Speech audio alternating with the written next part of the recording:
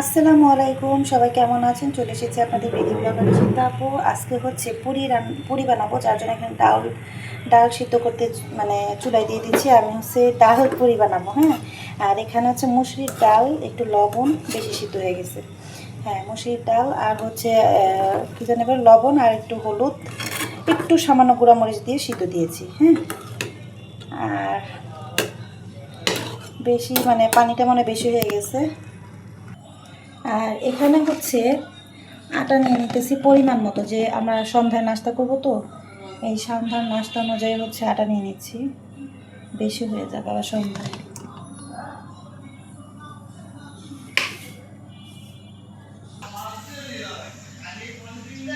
তারপর এখানে যে লবণ দিয়ে দিচ্ছি, লবণ আর হচ্ছে তেল, সয়াবিন তেল দিয়ে তার ভালো করে এটাকে মাখিয়ে নিব, দিয়ে এই যে এরকম ভালোভাবে, এই যে এরকম মাখানোর পরে এই যে এরকম মোটা মোটা হয়ে আসলে বুঝবেন হয়ে গেছে। তারপর হচ্ছে একটু ঠান্ডা পানি দিয়ে এটাকে ভালো করে মানে একদম মাখিয়ে নিব। এখন মানে পুরি বানায় যে ডো, যতটুকু পানি লাগে একটু একটু করে দিয়ে যতটুকু পরিমাণে লাগে ওইভাবে মাখায় নিতে হবে। এই যে এখন এই যে এরকম করে মাখাইতে হবে, হ্যাঁ এরকম ঠিক দেখবেন সফট হয়ে যায় মাখায় মাতে। যা মাখিয়ে নিচ্ছি ডোটা, এখন এটা ছোট ছোট করে এক একটা এই যে এরকম গোল গোল করে নেব। এই যে আর একটু বড় বড় করে এরকম ছোট ছোট করে গোল গোল করে নিয়ে তারপর আমি দেখাইতেছি কীভাবে বানাই। তো এই হচ্ছে এভাবে রুটির মতো করে ছোট ছোট করে রুটির মতো করে একটু বানিয়ে তারপর হচ্ছে এখানে একটুখানি করে এই যে ডাল দিয়ে আবার একটু পেঁচিয়ে রেখে দিব এইভাবে। তারপর আবার এইটার আরেকটু বেলে নিব, এভাবে আমি রুটির মতো করে বানায় নিব। এই যে এরকম দেখেন সন্ধ্যার আজান দিয়ে দিছে, আমার হলো লেট হয়ে গেছে। এই যে এরকম দিয়ে তারপর হচ্ছে পেঁচাই দিয়ে কয়েকটা এরকম রেখে দিব। তো সবগুলো পেঁচিয়ে রেখে তারপর আমি দেখাচ্ছি। এই তো এই যে এরকম হচ্ছে মরিয়ে রাখছি এই যে মুসুরির ডাল দিয়ে। এখন হচ্ছে ঠিক এইভাবে একটা নিয়ে এরকম আটা নিয়ে চ্যাপটা চ্যাপটা করে আলতো আলতোভাবে আস্তে আস্তে করে বেলে নেব, ঠিক আছে। মানে একদম পুরির যেমন ছোট ছোট করে ওই রকম করে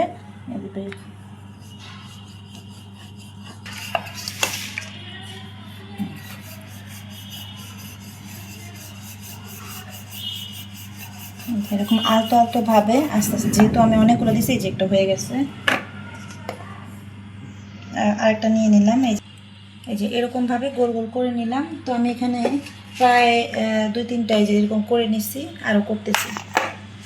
এই যে এখানে একটা কালো যে কড়াইতে আপু দেখেন যে ভাজি সব কিছু, ওই কড়াইটা ধুয়ে এখানে বসিয়ে দিছি। তো কড়াইটা শুকিয়ে আসুক, তারপর তেল দিয়ে আমি যে পুরিগুলোকে ভেজে নিব। এই যে এখানে হচ্ছে তেল দিয়ে দিচ্ছি, হ্যাঁ কড়াইতে দেখেন, যেহেতু পুরিটা ভাজবো। আর লোহার কড়াইতে কিন্তু তেল কম খায়, যার জন্য লোহার কড়াইতে আমি দিচ্ছি। তো তেলটা গরম হয়ে আসলে আমি যে পুরি বানিয়ে রাখছি সেগুলোকে ভেজে নেব। আজকে ডাল পুরি বানাচ্ছি। তো আমার ভিডিওগুলো আপনাদের কাছে কেমন লাগে অবশ্যই কমেন্ট করে জানাবেন, চ্যানেলটি সাবস্ক্রাইব করে রাখবেন। আর দেখুন আমি পুরিগুলো ভাজলে কেমন দেখা যায়।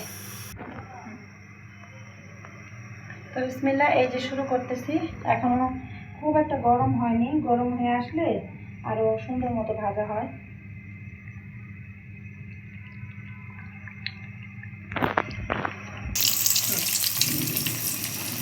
তো এই যে পুরিটাকে ভাজতেছি এখন,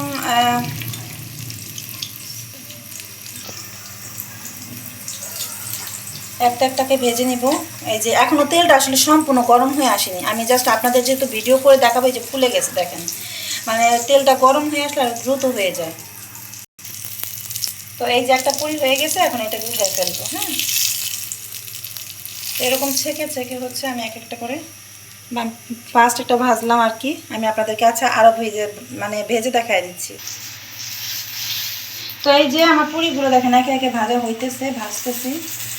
আর এই যে অনেকটা ভাজছি, আরও ভাজতেছি।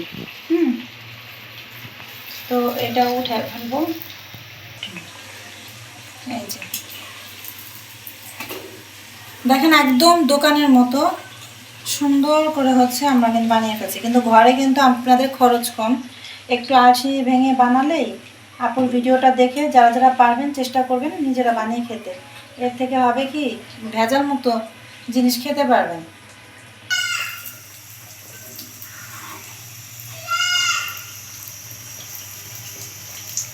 বুঝেছো? তো এই যে আমার পুরি, ডাল পুরি আর হচ্ছে এখানে সালাদ তৈরি করা শেষ। এগুলো হচ্ছে সন্ধ্যার নাস্তা। তো কেমন লাগলো সবাই কমেন্ট করে জানাবেন। যারা যারা পারেন না আপুরা ভিডিওগুলো দেখে শিখে নেবেন। তো সবাই চ্যানেলটি সাবস্ক্রাইব করে রাখবেন। ভালো লেগে থাকলে অবশ্যই একটা লাইক এবং কমেন্ট করবেন। সবাই ভালো থাকবেন। আসসালামু আলাইকুম।